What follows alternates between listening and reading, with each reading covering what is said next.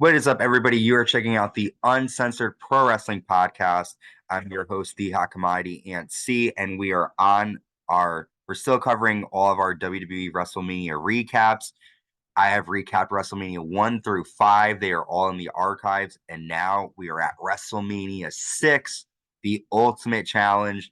This was the first WrestleMania held outside of the United States. It was held in Toronto, Ontario, Canada, live on April 1st, 1990.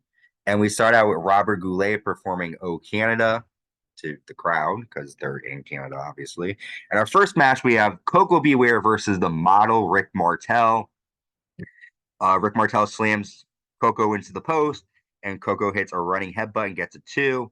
But the end comes quick after Martel applies a Boston Crab, and Coco Beware taps out. I gave this match a 4 out of 10 because there wasn't a lot of action behind it. It was a decent opening match, but really nothing. Next, the tag team titles are up for grabs. The tag team champions, the Colossal Connection, which is Haku and Andre the Giant, with Bobby the Brain Heenan defending against Demolition. And this match was kind of slow. Demolition take control, and Haku accidentally kicks Andre, and Demolition hit their finisher, and Demolition become the new WWE Tag Team Champions. I gave this match a 3 out of 10. Andre didn't do much, and there really wasn't a lot of action. After the match, though, Bobby Heenan yells and slaps Andre in the face. Andre then decides to punch Bobby the Brain Heenan and attacks Haku, and Andre is now a face again. Next, we have Earthquake with Jimmy Hart defeating Hercules after a big avalanche splash. Earthquake gets the win. He does it again after the match. I gave that one a 3 out of 10. Again, nothing great, but it was close to the Earthquake in his glory. Next, moving right along, Brutus the Barber Beefcake taking on Mr. Perfect with the Genius. A lot of back and forth action here. Perfect hits Brutus with a scroll, which is the Genius' scroll that he uses. But Perfect accidentally hits the ring post, and then Beefcake rolls up Perfect and gets the win. After the match, Beefcake puts the Genius in a sleeper, and that is it for that. I gave that match a 4 out of 10. Some action, nothing great.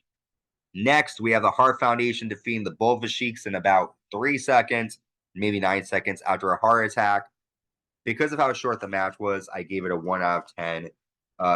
Great to see Brett and Jim in the ring, but their opponents, not great. And the timing of the match wasn't good either.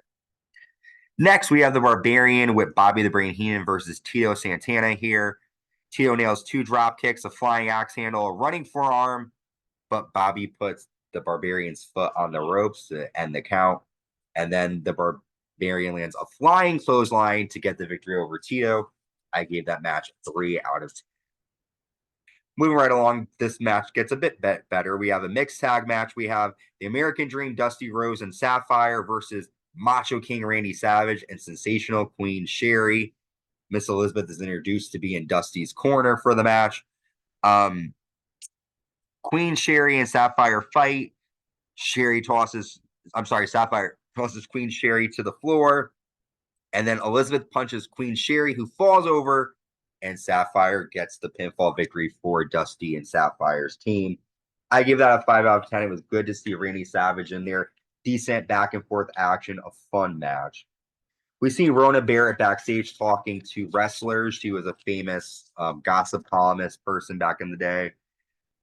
We then see the Orient Express versus the Rockers, another decent tag match here on the card.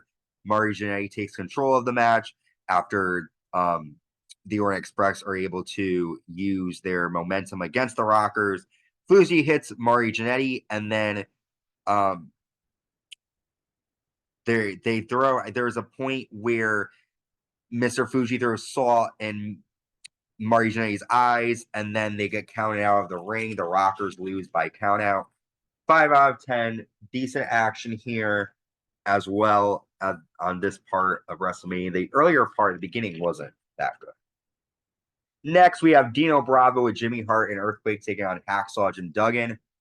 Duggan nails a clothesline and then fights Earthquake on the floor, ends up hitting Dino Bravo at 2x4. The ref doesn't see that, and Hacksaw Jim Duggan gets the victory. And I gave that a 5 out of 10 because normally Duggan's matches aren't that great, but this one was different. This one was pretty decent. After Earthquake hits 2 elbows and nails an aftershock to Hacksaw Jim Duggan.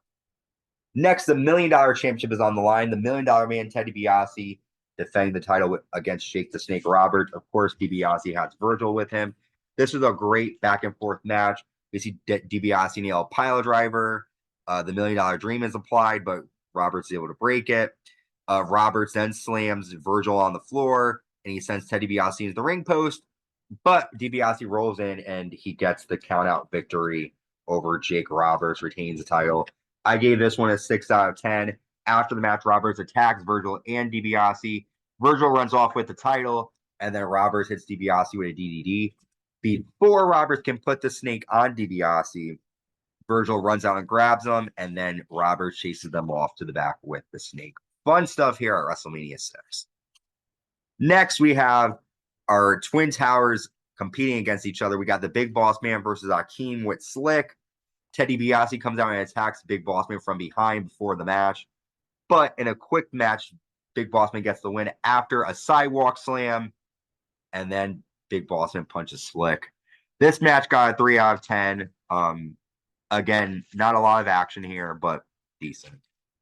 Next, we see the Rhythm and Blues performing. They have DDP bring them down to the ring. They're singing for the fans, and then they get attacked by the Bushwhackers, and the Bushwhackers destroy their guitars. Our next match, Jimmy Superfly Snuka versus Ravishing Rick Rude with Bobby the Brain Heenan. Rude gets the win after a Rude Awakening. Okay match, nothing great here. I give this one a 4 out of 10 as well. And we have moved on to our main event, the Ultimate Challenge. WWE Champion Hulk Hogan defending against the Intercontinental Champion, the Ultimate Warrior. A lot of back and forth action between these two. Hulk Hogan's in control at the start, but then Warrior takes control. We see Warrior apply a bear hug. Warrior accidentally hits the referee. Warrior hits a back suplex, but Hulk Hogan rolls up Warrior, gets a 2. Warrior is able to hit a military press slam and gets a 2 count. Hulk Hogan hulks up, hits a big boot, misses a leg drop, and the Ultimate Warrior hits a splash. And the Ultimate Warrior is our new WWE Champion, defeating Hulk Hogan.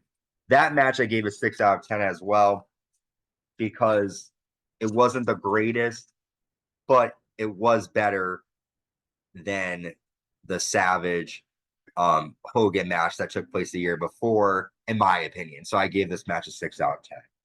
Overall, my rating for this WrestleMania is a 6 out of 10 as well. Some good matches. Ted DiBiase versus Jake Roberts was definitely good. Warrior versus Hogan was good.